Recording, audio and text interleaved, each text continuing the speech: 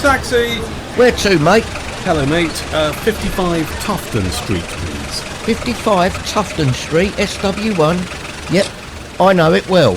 Hop in, sir. This is A Nation of Taxpayers, a weekly podcast from the Taxpayers Alliance. On this week's episode, veteran UKIP, Brexit Party and Reform UK pressman Gway Towler. Welcome. Veteran. Yeah, I think that's a fair word, isn't it? Veteran.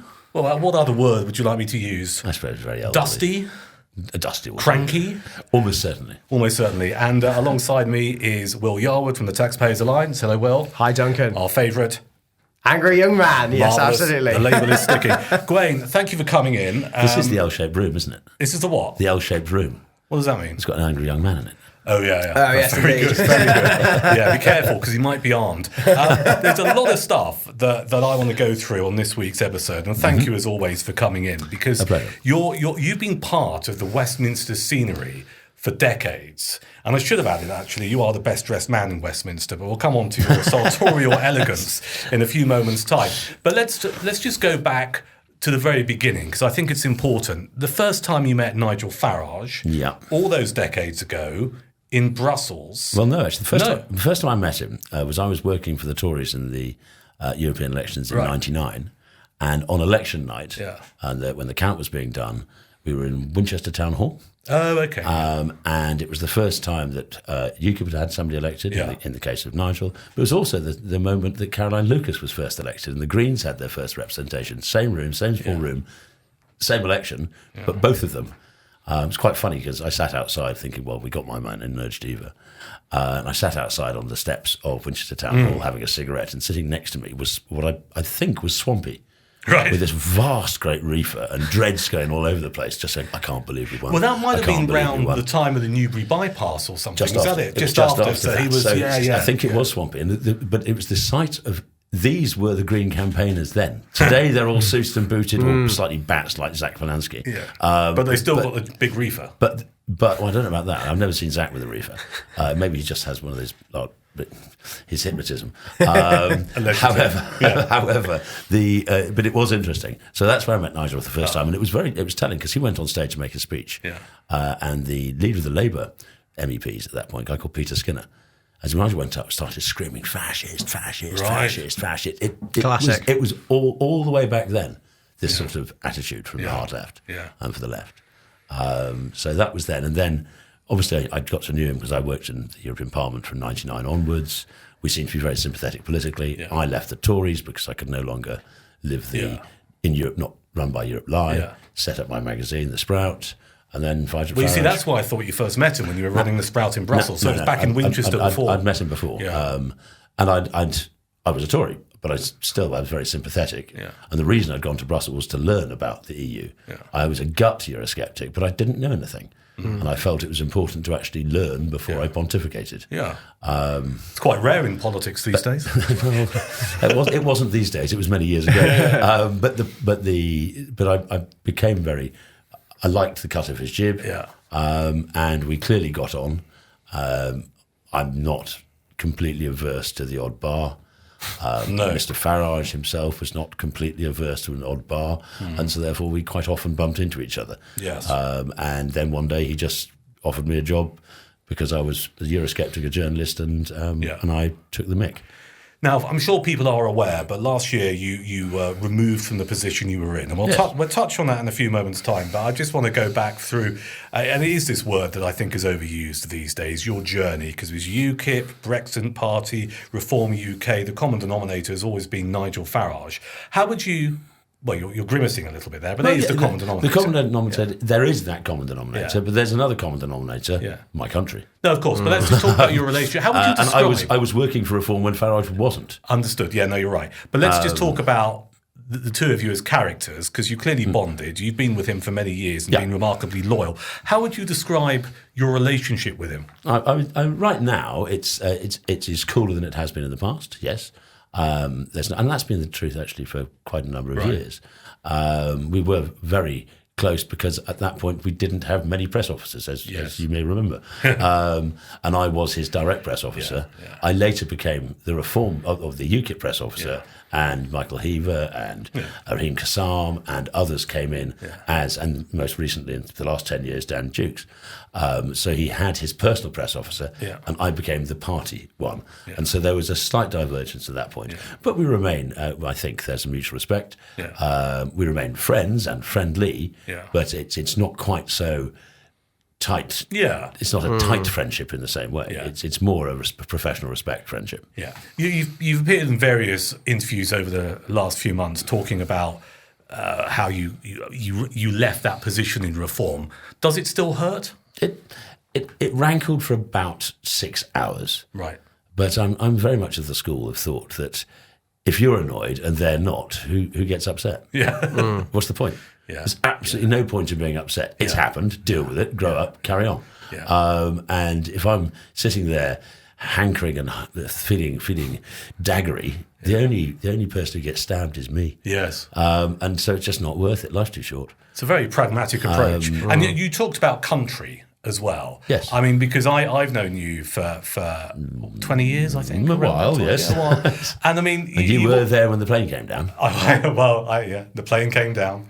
I drew the short straw. I was there. And one day we'll do a podcast about that. But what I find really interesting about it, you've always been, what I've always liked about you, actually admired about you, is you are driven by this utter, pure conviction about doing what's right for this country. I have a suspicion, and that I may be wrong, but you've got this sort of nominative determinism business. Yeah. I have a silly name.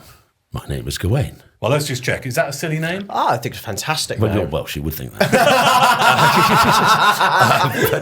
but it is a silly name. No, I love it. I'm absolutely delighted to have a silly name. It's the sort of name that until you're 16, you want to be the same as everybody, so it's awful. And then around about the age of 60, you go, ooh, it's different. That's good. Yeah. But as a 6, 7, 8-year-old, I devoured any book that had my namesake in it. Right. So what was I reading when I was 6, 7, 8?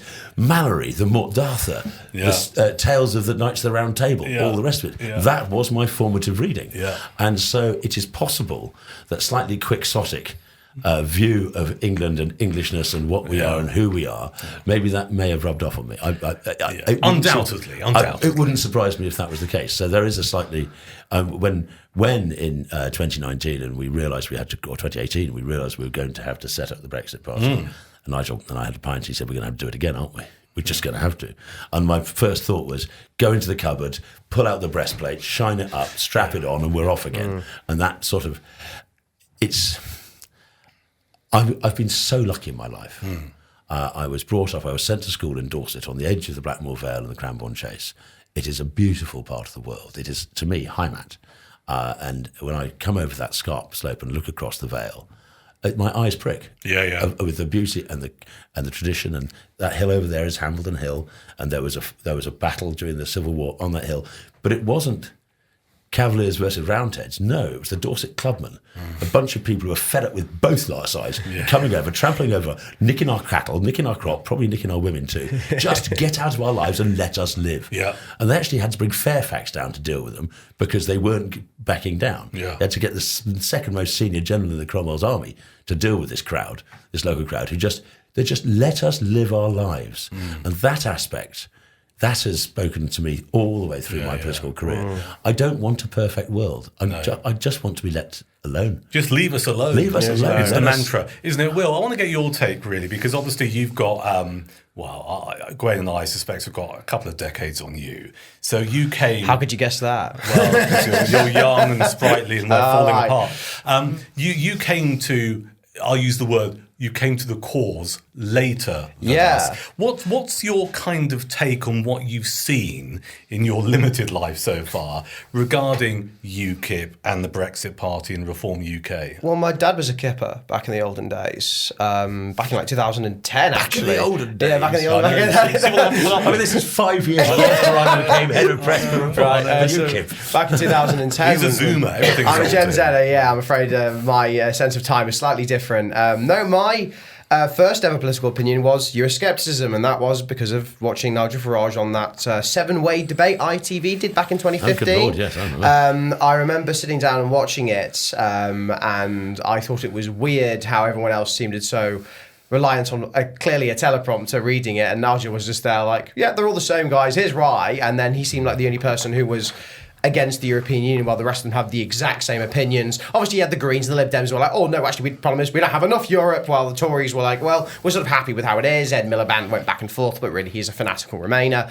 And I watched that through and devoured that and thought, oh, politics, Euroscepticism, this sounds interesting, this sounds fun. So I went away and did a lot of investigating into Euroscepticism, the European Union, the fact that no one's looked at their accounts for decades, what was the difference between the European Parliament and the Commission, how much power Brussels had over British law and just the UK more generally. And I thought, this is a bloody scandal. Why are people my age not more annoyed about this? Even though I was still residually a little bit left-wing at that age. And I think from then on, really, I was sort of a bit hooked on him, really. I mean, I think even though I was maybe a little bit left-wing first starting out, by the time I was 16, I was a pretty much, So you would be voted. Brought up and paid member of the sort of Eurosceptic right at that time. And I even, showing my slight partisan age, this is before the Taxpayers Alliance, but I campaigned for the Brexit Party back in the olden days during the European elections in the Stop Southwest. saying the olden days. Yeah, the olden days for you. 2019 is the olden days for me. So I've always wanted to be involved in it in some way, and the 2019 European elections was the best way for me to get involved in it, and I did, and it was a stonking victory, and I was thrilled, but and a lot of my university friends were thrilled as well, and but then I think post Boris, Boris sucked all the populist energy out of that, became popular, made the choice popular again. Farage ended up standing down candidates in Tory areas, which I understand why he did. And the Brexit Party ended up fading into, the Reform Party, but sort of stayed in a little bit of irrelevance for the beginning of the COVID era. I know you were one of the few people actually working for the Reform Party back then. Actually, during that period, the Brexit Party had reduced down to a rump of a few people sorting out Treasury bills. Yeah. I've been laid off. This is not my first sacking. But I had been laid off, though I was still doing a bit part if we needed it. But it was very much a skeleton's crew. Yeah. And it was COVID, really, that started to have things pick up again. The idea of vaccine mandates just felt just wrong. Yeah, totally. And the feeling, the nudge aspect of so much of the COVID policy. Basically, the government were making stuff up in order to bully the population to do what they were told. Yeah. And this goes back to my just let me live my life. Yes. The Englishman's home is a concept of I close the door and you lot can just go bug away. Out. And that when Nigel had gone off to make his millions and enjoy himself and have fun and not have the misery of the press after him the entire time, and honestly not have the misery of branch officers phoning him up in the middle of the night saying, I've got a problem with my treasurer, or I've got a problem with my which is because he never changed his phone number. But so reform started to pick up again at that point with Richard bankrolling it through his own back pocket. And working his socks off, him, David Bull, and to be fair, Ben Habib, worked very hard over that period, going up and down the country, doing public meetings, and it started to pick up again. You mentioned the dropping 50% of our candidates in 2019. That hurt. That was probably the hardest decision Farage ever made. But you hear this phrase time and time again from politicians, country before party. Starmer said it dozens of times. Yes. Do you really believe he would put the country before his party? No. The only person that, in my knowledge, has ever done that, or at least in my political lifetime, and I think anybody's political lifetime who's alive today, who's actually put their country before their party, was that decision to stand down candidates in 2019. And it hurt. Yep. There were people who were really put time, effort, money into their campaigns and dropped like a stone without being forewarned, because you couldn't have told them beforehand, because it would have leaked and it would have destroyed it. And so that was I think a stand-up moment on the part of Farage and the party at large, that it isn't just about us. No. It isn't just about our position and who we are. And we killed ourselves as a political party. Yeah. We went down from... Boris wrote a piece the other week in one of the papers in which he said, "Oh, but when I took over the Tories, the Brexit Party were at 19%, and by the time of the election they were 2%." Yeah, because we tore ourselves in half in order that you could get elected. A little bit of recognition of that would be nice, Boris. But hey, wouldn't he's not going to do that, no, is he? No, but that act of self-immolation on behalf of what we saw, the danger of having Nicola Sturgeon, Jeremy Corbyn, and that woman from Dumbarton, Jo Swinson, the future Prime Minister. 2 weeks earlier, before we stood down, she said that and nobody laughed. No. Which tells you something about the political class in this country. Yeah. But as Crick says, we should have been checking these things before the election. Yes. But that act was it is part of where Farage is at and what he's always been at. No man is a hero to their butler. No. And having been his butler for many years, that is the case. But we know Nigel's got legs of clay. He doesn't pretend. He's never pretended to be morally better than anybody. And that level of self-deprecation and honesty chimes very well with the people of this country. Yeah. I think because just to go back to that point, because I was still doing stuff for the Brexit Party back when that happened. I remember the day it happened, and I was 20 years old, and I'd done lots of legwork. I'd done door knocking. I put things through leaflets. Right, it was an area we weren't going to win, but we were going to cause as much bloody trouble as we possibly could do, because that was our job, right? Yep. And I just at the time, and I would think I was proven right at this, I just didn't trust Boris to deliver what I wanted to deliver. It was like, here's the reheated Theresa May deal with 1 or 2 things changed. Promise, guys, it's completely different. And I was like, no. If you look at the details, it's not at all. Not at all.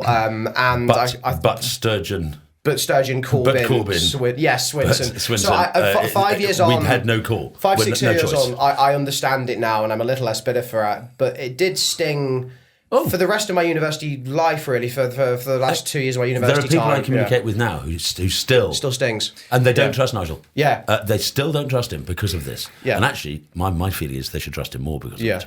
Because I suppose you can understand the logic of it, right? But there's the emotional element, which is always more. I mean, you talk about human beings being imperfect and flawed people. That's always going to have dominance over the rationality. Entertainingly, we had rallies in which we literally chanted "country before party." Yeah. And some of the people who were making those chants were the ones who were most put out when they were stood down. But that's human nature. Yeah, of course it is. Let's move it on a bit and talk about the last 12 months, because I remember last July, Reform UK defied expectations. I think it's fair to say. We have a voting system that naturally penalises the smaller party, and they got MPs in Parliament. Just given the amount of work you've done over the decades regarding the various forms of Nigel Farage's parties, how did that? What did that feel like when those results started to come in? I was in Clacton for that. And I wasn't at the count because you only get 4 or 5 people. So I'm at the party watching it on video. And when that result came in, I mean, we'd already had the results in Boston. We'd already had the results in Ashfield. But I was standing there. And you know those adverts where there's one person stock still and the world goes mad? Yeah. And everybody's running around in circles. Yeah. I was that stock still person. Wow. The result came through and I was absolutely rigid while the party went loony around me. And it was just a reflection, good Lord, we've done it. Yeah. We've actually done it after all this time. We've actually done it. And I just was soaking it in, this extraordinary moment. I thought at the beginning of the election, before Nigel decided to stand, I thought we could get 4 million votes and no seats. A little bit like UKIP in 2015. Yeah. A little bit like that. I thought that would be the case. And therefore, Wales would be to Reform as the European Parliament was to UKIP. We're definitely going to get seats in the Welsh election, the Senate elections next year. Yeah. And I saw us building to next year as where we get to, one, get experience, our staff learn systems, understand how the bureaucracy works, stuff of that sort. That is what I was expecting, that we would be focusing very heavily on Wales and to a certain extent Scotland in those, because they're PR elections. But actually we broke through, as Farage put it, we made our beachhead. And that has had a huge impact. The fact is that the government treats Reform as the opposition. They do not treat the Tories as the opposition because, frankly, they're not. Though 1 or 2 people have impressed, but it is 1 or 2. Come on, name them, Gway. Who from the current Conservative lineup, the 120 plus MPs, do you actually? I would say Nick Timothy's doing a good job. Yeah. I think Danny Kruger did a fantastic job over the assisted dying. Yes. He did proper backbench work there. Yeah. You might not agree with his perspective, but that was proper line-by-line scrutiny of legislation. That was excellent. Katie Lamb's done quite a good job. Even Mel Stride is I wouldn't say he's in his stride, but he's no longer hobbling. I just wish he'd stop quoting Shakespeare all the time. I've got a little weird love of it. Does Actually, him and Dan Hannon have a Shakespeare? He was fetish? born for the stage, made to be Shadow Chancellor, sort of thing. We should set up a Hannon Stride Shakespeare roast. I bite my thumb at thee. So there's some talent that you've identified there in the current form of the Conservative Party. But let's just go back to Reform UK. I mean, the usual stuff that's come out in the last 12 months has been a bit of a bumpy road. Always. Did you think that was inevitable? Yes. Why? Because everybody's pretty much untested. Yeah. It's just how it is. Yeah. And we get that's about 800 councillors now, 670 on the day of the council elections, some of whom have blown up already. I mean, there was one chap who stood for election and didn't realise that because he was a council worker, he couldn't actually stand for election, so he had to stand down immediately. And wasn't expecting to win. Yeah. These things happen. And there's one or two things that have blown up. Of course, that's the nature of the beast. Yeah. But actually, 95% of them are working hard and doing a very good job, as far as I can see. Yeah. And what's really nice about the candidates we've got is the complete lack of cynicism. They are a non-cynical crowd. Most people, if they want to get elected for the traditional party, spend 15 years elbowing their friends in the face in order to get a division at a county council or council ward, or indeed a possible Westminster seat. Our lot walk in, get selected, win. And there's the nastiness and that internecine fighting that takes place elsewhere hasn't started. Now, ask me in 3 terms' time, and you may have it. But right now, you don't. Yeah. But the challenge remains, doesn't it, with these 10 councils where you get elected saying you're going to do things differently. I mean, I remember writing some articles about this. You know, what the people who voted Reform in places like Kent and Durham, they want their council tax bills to come down. They want the potholes filled. It's very basic stuff. If Reform can't deliver that, that's problematic, isn't it? I don't think anybody is expecting that our local councils, our county council, and of course the city council in Doncaster, I don't think they expect them to be perfect. I don't expect even to be brilliant. They expect them to be competent and just a bit better than the last lot. They expect them to be honest with their failings. And I think that's absolutely key. But they expect them to try. And this is where the lack of cynicism comes in. They haven't come in saying it's impossible. I listen to people from other parties telling me how everything is impossible. You can't change everything. The world is over. No, we think Britain's broken. That's because we want to fix it. And the attitude, the approach is not quite gung-ho, but it certainly can do. And that is different. Yes. And so when you see some of the things that have been going on, in Warwickshire, you've got this little warfare with their chief executive. Yes. We're going to win that war because we've been elected. She hasn't. End. On your 250,000 a year, whatever. Yes, quite. I'm sorry, madam, but actually, they're the boss. You're not. Yeah. And okay, the leader of Warwickshire County Council is an 19-year-old now, George Finch. Yeah, but the fact is, he was elected by the other councillors who are not 19. Yeah. And I know him, and he's a thunderingly good egg, but also he's very serious. He comes across as 27, but he's a really, really nice young man, and is absolutely committed. I'm talking to the leader in Durham, Andrew Husband, and I think he's taken an 80% pay cut in order to do the job, because it's a full-time job. But he is, again, utterly committed. But the point there's a real sense of we can achieve. I'm not questioning the commitment. I'm just trying to make the point that in places like, in Lancashire, Durham, Kent, you get elected on a basis that you're going to make things better. You're going to reduce council tax bills. There's stuff that matters to everyday people, like the potholes. Even a couple of years' time, that is not fixed or things haven't changed. That potentially is damaging to Reform. Yes, it is. But I think what we welcome the scrutiny. Yeah. And to a certain extent, we've put the pressure on ourselves. Well, good, because we need to deliver. Yeah. Because if we want to get 12 million to vote for us, not 4, then we have to be able to point to, we get elected, we do what we say, we crack on, we are finding waste, we are finding dodgy stuff across the country, this Doge unit and all the rest of it. Yeah. This is happening. Now, it's not a 60% cut in your bills, because so much is so much is predicated on the statutory requirements from central government, which frankly our national policy platform would remove social care from local government and put it into national government, because it should never be the unfunded, unstoppable social care juggernaut is destroying local government. When you elect a local government, you want your potholes filled, you want the library to open, you want the parks to be nice, so on and so forth. But those are the discretionary fundings that can be cut while the government hands over national responsibility to local government. It's not fair and it's not right. The reason why 2/3 of our councils are near bankruptcy is because of this, and it is utterly, utterly wrong. And so that is a national, but we can't deliver that policy until we're in government. We have to deal with reality on the ground, and we're doing our level best. Will we be perfect? No. Will we be better than the last lot? Absolutely. And that's all you can be. Let me, and Will, feel free to leap in any time. I just want to chuck some names at you to get your reaction. Right? None of this will be a surprise, but I think our listeners will just want Gwayne's view. And you mentioned Ben Habib. We've had Ben Habib on this podcast. He was talking initially about the Great British Pack, and now, of course, it's Advanced UK, which Rupert Lowe a couple of weeks ago famously described as some kind of toothpaste, wasn't it? I think he described it. It sounds like a toothpaste brand. Tell me about Ben Habib. What happened there? I like Ben. I worked very hard with him and for him. I've got a Vote Ben Habib hat at home. Have you? Yep. On the Wellingborough by-election, I worked very hard.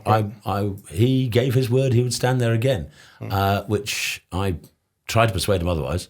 But he gave his word he'd stand in Wellingborough, which meant he couldn't win a seat. If he'd stood somewhere else, it's possible he could have been elected, in which case he probably wouldn't have been sacked as deputy leader because he'd have been elected. Right. But if you look at the difference between him and David Bull, both of them were deputy leaders, both were fired on the same day. Ben just couldn't take it as well, and he obviously lost it with Nigel, and lost it with the party, and lost it with everything. I have a huge amount of time for him. I get on very well. He offered me a job 2 days after I was fired. I had to turn him down because I knew he'd want me to use that job to attack the party, and I wasn't prepared to do that.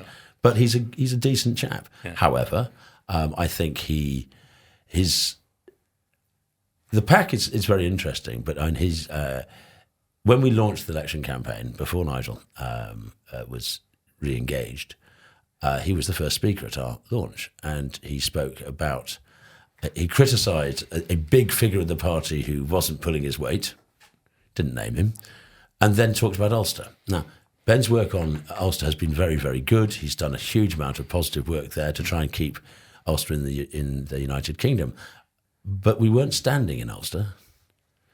And to launch your election campaign in London, an election campaign where our candidates are England, Scotland and Wales, mostly talking about Northern Ireland, seems to me a eccentric position at best. So, and then attacking Nigel, but not by name. All right. So that's Ben Habib. Rupert Lowe. Thank you. Rupert. You were surely you're expecting me. I have to ask this. Our listeners will want to know. What's the Lowe story? Rupert has, what is the lowdown? What's the lowdown? Rupert has many, many talents, but like many people in business, I don't think they're particularly necessarily an easy fit for politics. He doesn't have patience. Sometimes you need to have patience. I felt that when he was claiming, I've been texting Nigel and he hasn't responded, Rupert had never walked down the corridor to knock on Nigel's door and walk in. He'd have been welcome. He never went to head office, which is just in Millbank Town. You see, I've heard this a few times, including from yourself. I mean, what's that about? Is that ego? It could be. Is it because I've been successful in business and I expect not to have to do that? But he expects... One, he expected Nigel to go to him. Well, I'm sorry, mate, that doesn't work like that. No.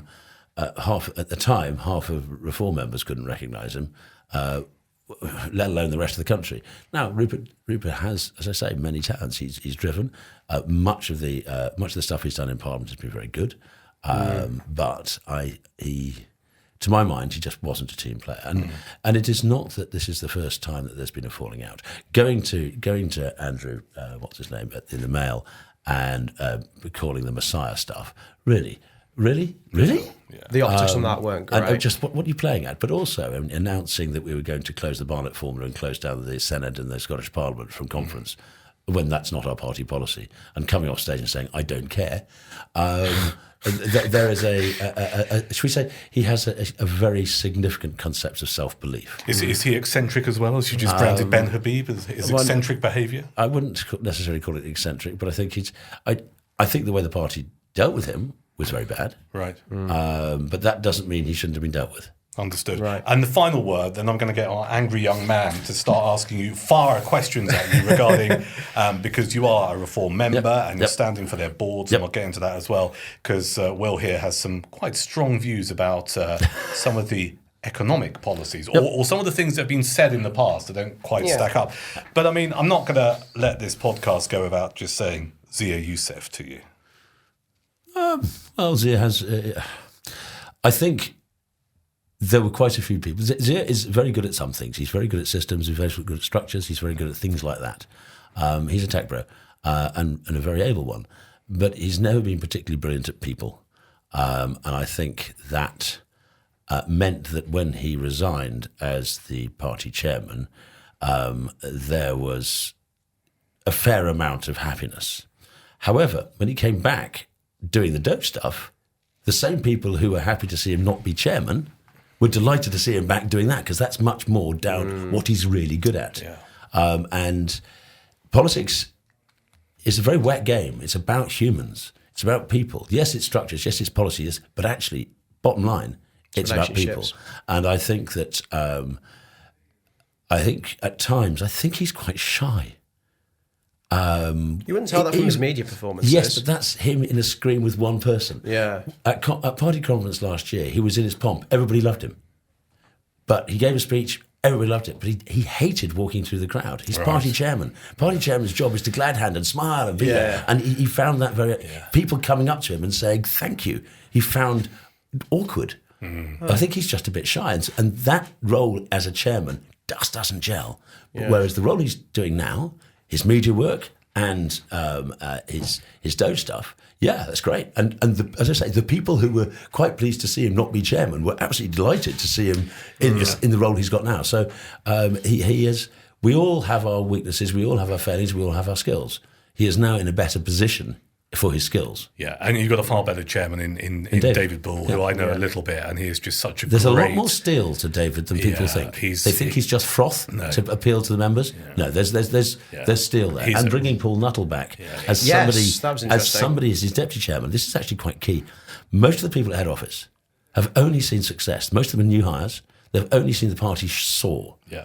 With bringing somebody like Paul Nuttall into the head office and into that senior role as somebody who's seen the really hard he's got way. The scars. Yeah. Politics can be a brutal game, and he knows that and he understands that. Yeah. So having that little bit of having been through the knocks, I think can only be a good thing for the party. Yeah, totally. I mean, just to catch up on that point, it is really interesting because obviously Nuttall took over the party in 2017, but Nigel was still quite close with Paul, and I never really, because obviously there's the old joke about obviously Nigel falling out with people, which obviously Duncan has sort of alluded to in some of those questions. But there are plenty of people from the UKIP days, and even before that, who are still loyal and friends and are still kicking around, in those kind of circles and even working for the party now, like Nuttall is. So it'd be interesting to see what he's did, because when the CPA was at Reform Conference last year, I did see Nuttall in the smoking area, and I thought, is that Paul? Yeah. Wow, that's great. What's he doing here, right? And it's all at that point he'd just become regional organiser for the Northwest. Yeah, and I saw some other UKIP he's below the fold. He doesn't. He's got no interest in going above the fold and being a big political figure in that sense. But below the fold, administrative, sorting things out, and being a voice of experience, because we need that too. It's all very well having my non-cynical people fighting their campaigns and doing all right, but you also need a little bit of leavening of the experience of having it hard, totally, things being difficult. Do you think that maybe when it came to some of the other members of the team who, what's it called, Duncan mentioned, maybe perhaps Zia, maybe to some extent, because he did resign quite dramatically just on Twitter one evening. I remember being on the way home and thinking, my God, he's just gone, he's just disappeared. And then he comes back 2 days later. And then, even though you say he's shy, he's pretty on the attack, especially at the Tories at the moment. Yes, I think he's personally shy. I don't think he's shy. No, nobody's shy behind a phone. Behind a phone, okay. But I think the... but shy sometimes means you're a little bit scared of conflict. Sometimes a little bit... Like, the pressure was colossal. I do believe that anybody in public lives gets grief. I get death threats and things of this sort. But because he is brown, he gets worse grief. And if he was a woman, he'd get worse grief. Women and people of colour get far worse grief than I would. It's just a fact. And so I think there was a lot of, he feels he'd worked his socks off, he'd done it for free, 12, 13 hours a day for months and months and months. We'd gone from 0 branches to 450. We'd gone from 40,000 members to 225. We'd gone from this. All these matrices are success. And he still gets given a hard time. What's the point? Now, in a traditional sense, what he'd have done, written a letter, put it on Nigel's desk. Nigel would open it and go, no, go on holiday for a week and come back, which is what would have happened. But instead, he tweeted it, and so therefore it was in the public domain. But I mean, he would, in a traditional way, he'd have written his resignation letter, given it to Nigel. Nigel would have gone, nah, sod off, go on holiday, come back in a week, and let's talk. And that would have shed a lot of blushes, because that was the news story that dominated the weekend, from what I remember. In a weird way, it dominates the weekend, and again, reform dominates the papers. Reform is there, reform is out there. Reform is people the like thing. writing about you, right? You know, and so whilst it must have been very uncomfortable for Zia, and I wouldn't have liked to be in his shoes.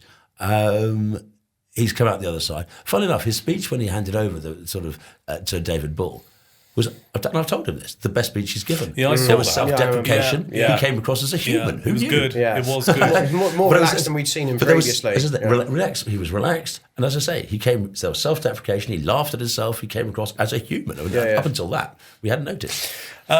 This is a podcast that's representative of the Taxpayers Alliance, so we can't let you go without Will here. Just I don't know how I'm going to describe it really. Maybe picking holes, perhaps voicing some concern about some of the things that have been released or said inside the last few months, what we loosely call, in an economic sense, from Reform UK. Yeah, totally. I mean, I think that when you guys ran in the last election, we gave a relatively nice appraisal of your policy platform.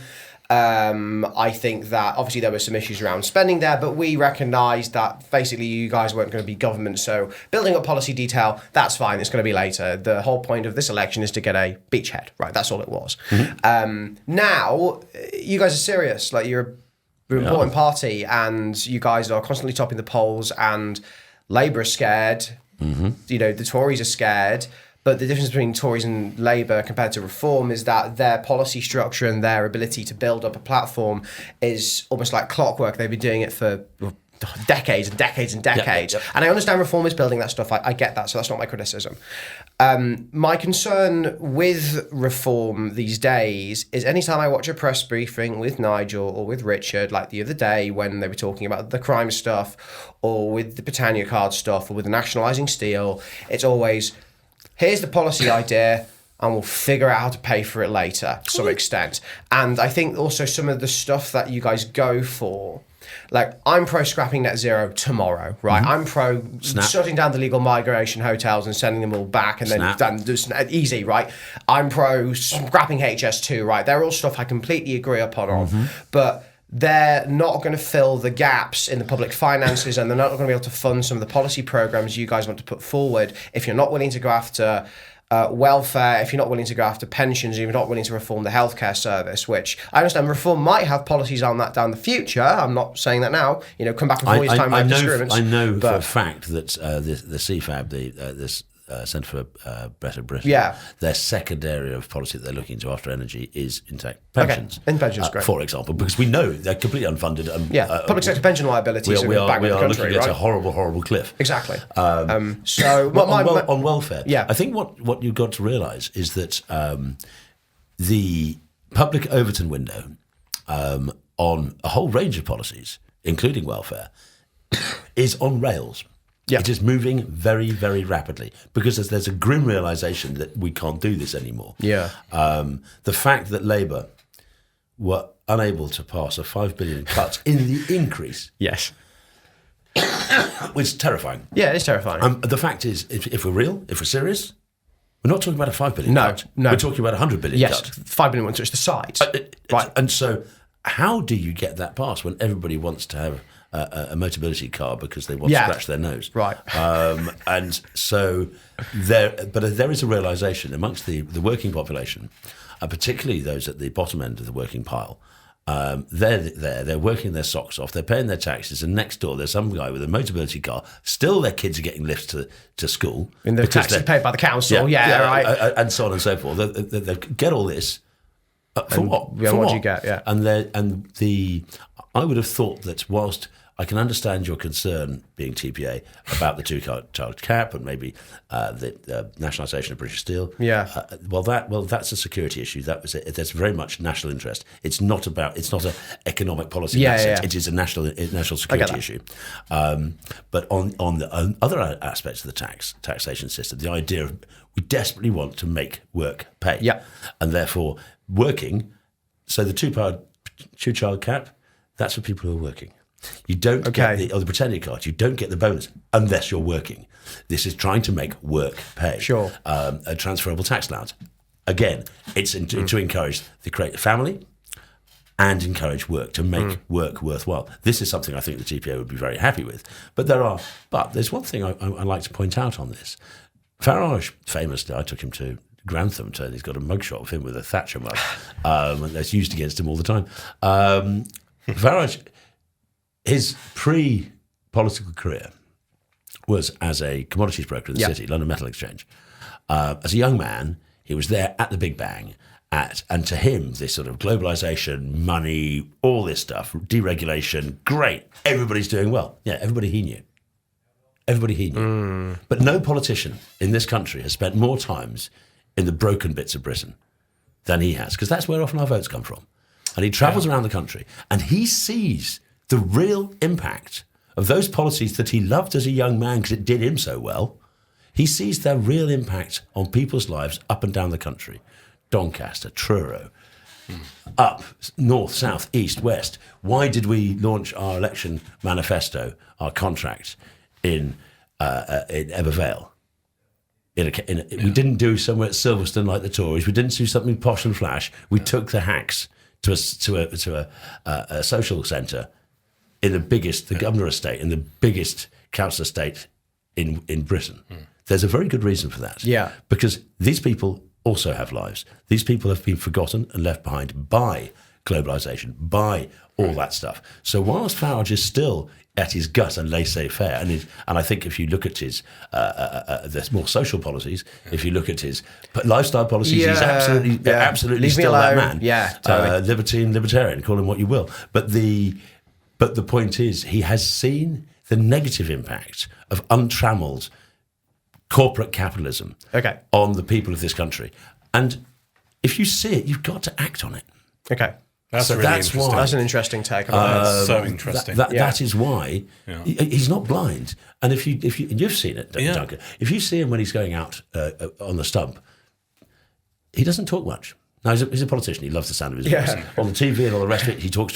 He will listen. However, when he's sitting, talking with people out there, he listens more than he talks. Wow. And that's how he learns. Yeah. That's how he's been able to keep his finger on some sort of zeitgeisty pulse. Yeah. Is because he actually listens. And the stories he hears are not the stories that are a trading room story at 4:00 in the afternoon on a Thursday. Yeah. It's real life. It's real life. It's real life. And interesting. We've got a few minutes left on this. So I just wanted to touch on a couple of things. I mean, given your experience with the various forms of any party that Nigel's led or been part of, what do you think could be, that's not meant as a negative comment, but what do you think could be the biggest mistake they would make in the next couple of years that would have you banging your head against the table?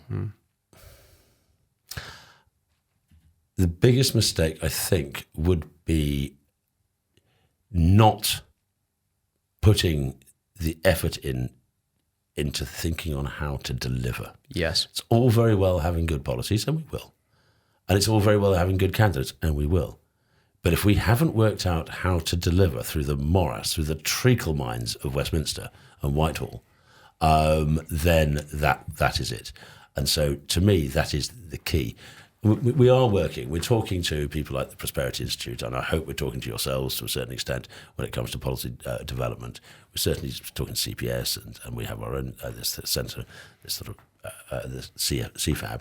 And we are talking to other people who've got ideas, because in politics, ideas, the best thing about politics is ideas don't have copyright.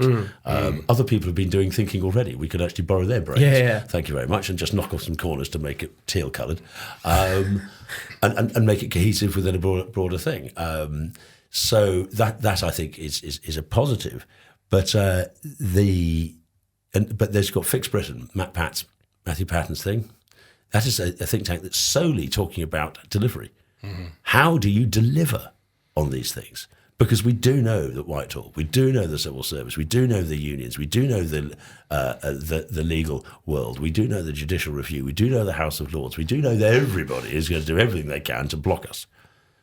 And so the delivery is absolutely vital. So that, if we don't take that as seriously as we should, as we must, that. Now, we're recording this podcast on the Tuesday. It comes out on the Thursday, so in a couple of days' time. So that'll be the 24th of July. You're hoping to become part of the Reform UK board. Correct. And at the moment, you're soliciting support. Are you suggesting I'm a solicitor? Not that kind of solicitor. I'm not Jonathan Reynolds. Sorry. I'm not that kind of solicitor or soliciting. But obviously, you need to get a certain amount of nominations. Okay, he's not a solicitor, is he? Well, let's just... None of them are. No, I think he walked past one at some point in his life in the high street. But just bringing this back to where you want... The part you want to play next with Reform UK. I've always been very much engaged with the membership, and much of my career has been spent digging people out of holes up and down the country. And I sometimes feel, again, the success of at the centre has left a gap between the membership and the party. I don't think anybody can question my loyalty to the party and to the direction and the leadership and all the rest of it. At the same time, I have a great deal of loyalty to the people that make it up. And I think sometimes if you're at the centre, you're so caught up in what you're doing, you don't really engage with them. There have been issues over the last year, and it's growing pains. I mean, basically, if you've got it's like a teenager, their knees hurt a bit. You've got to as they grow, and it's growing so fast. And so, if I can provide something there where the membership trust me, I think. To a greater or lesser extent. I mean, I'm that bloke off the telly.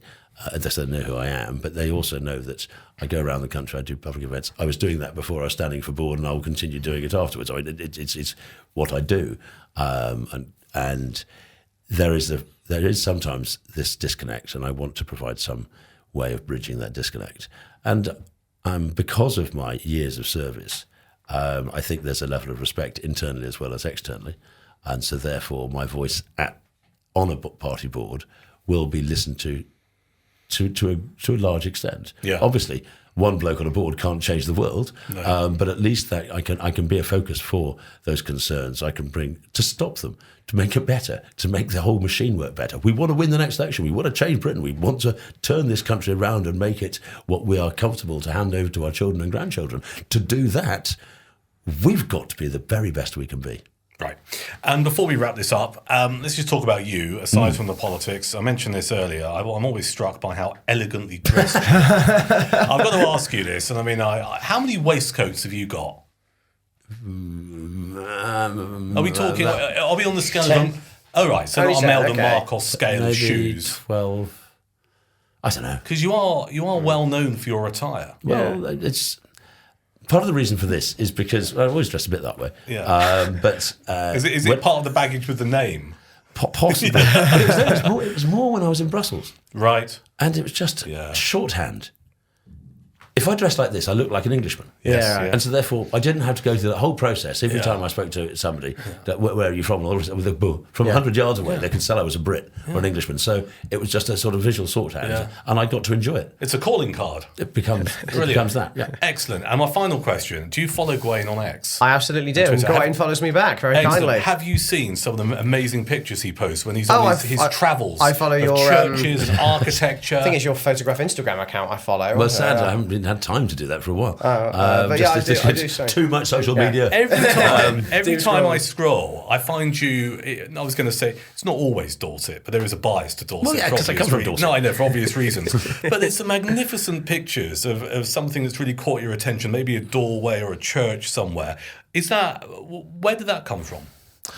As a child, some holidays, my mother dragged me to every museum, every church, every hill fort, every standing stone, every country house.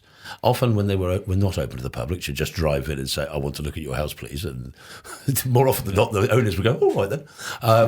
Now, most children would never want to ever go to any of these things again. I was the weird one that loved it. But I find, particularly the church thing, if you want to understand a place, and this is the thing, Reform, me, and what we are somewhere people. We're not anywhere. We're not a nowhere people. We are more a somewhere people party than any other definition, I would suggest. If you want to know about a place, you go into the church, read the monuments, look at the people who were here. What did they do? What are they about? Every church in the country, even the slightly dull brick Victorian ones that you find, will have something of interest, something of beauty, something that just strikes the imagination. And that gives me an idea of where I'm at. Yeah. What place am I? Yeah. I know this place better because I've read these, get a feel for the history of the place. Yeah. So it's about sense of place. It's about sense of place. Excellent. Gway, it's been great. Thank you for coming in. Thank you. Best of luck in the future. Will, as always, thank you for your invaluable contributions. Not so angry on this episode, I have to say. There's something quite, calming about Gawain. You can see why the Westminster lobby like dealing with him, because he does lure you into this kind of sense of, look, what you need to understand is, anyway, Will, always a pleasure. Thank you. Listen, you can catch up with loads of other episodes of this podcast. You find it on Apple Podcasts, YouTube and Spotify. Please follow us, like us, share us, give us a decent review. That'll be fantastic. And of course, you can always drop us an email. The email address is podcast@taxpayersalliance.com.